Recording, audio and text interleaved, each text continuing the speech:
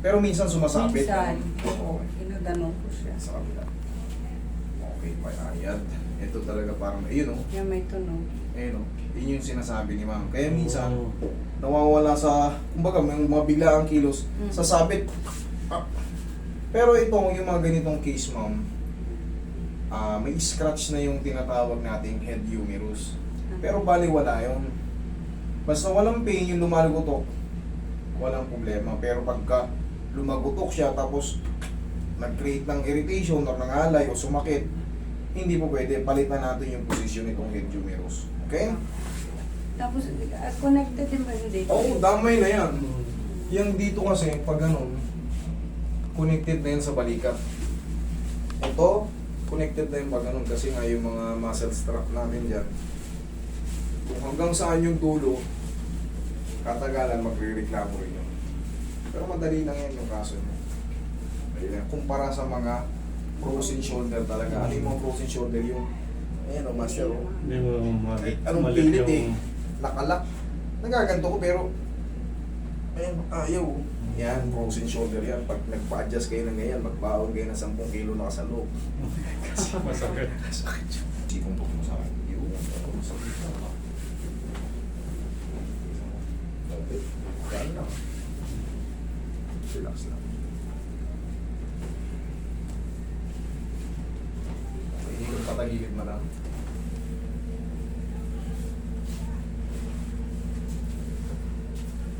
Relax na po. Wala naman.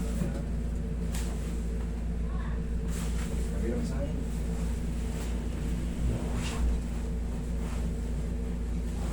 Baliktad. Yun. Okay, relax na. Wala na ba na? Okay, Dami pa. na. Yun yung hinahanap ni Sir. Gusto Sarap. niya. Wala pa. Sa likod ko.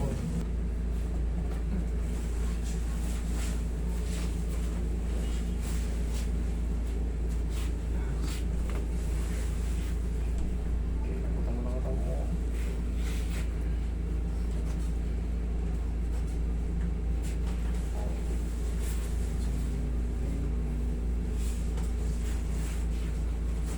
Yan, sinilagyan mo na. Diyan lang mo naman ha.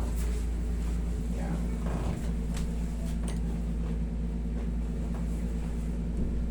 Relax na po. Wala na ba na? Sige. Inhale. Sige.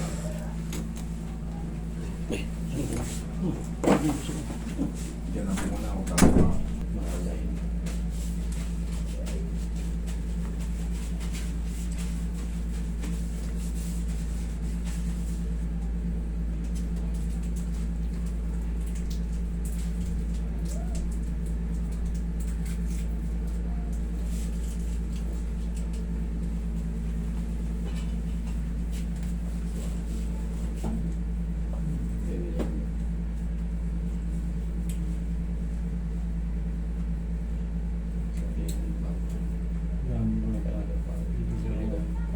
Doon po sa labas. Mura dito ng 5 piso. Dito. Sa counter. Counter. Ito kay ma'am, dahil matagal na talaga, may scratch na talaga siya. Ayan o, may scratch na talaga. Pag nagkakaroon po ng pain, sabihin na natin, nagbuhat kayo ng bag, medyo parang naalangan, paghatak nyo parang may umigkas. Ang gagawin nyo rito, ma'am, yung kasama nyo, kung sino man kasama nyo sa bahay, ganito lang o. Ganito, very smooth lang. Huwag mong titigasan. Paangat mo na siya ng papitik ng pataas. O, ganyan lang. Hindi naman masakit yan. Yung narinig mo kaninang tumunog, yun na yun. Pero, kung sakali man nga, siyempre sa tagal ng panahon, sabihin natin, nagbuhat ka ng bag, nagkatak ka ng maleta, parang naramdaman mo, parang bumaba ng konti ah. Very simple. Ganun lang. Okay, oh. Wala nang masakit dyan dyan. Wala na. Okay? Thank you so much.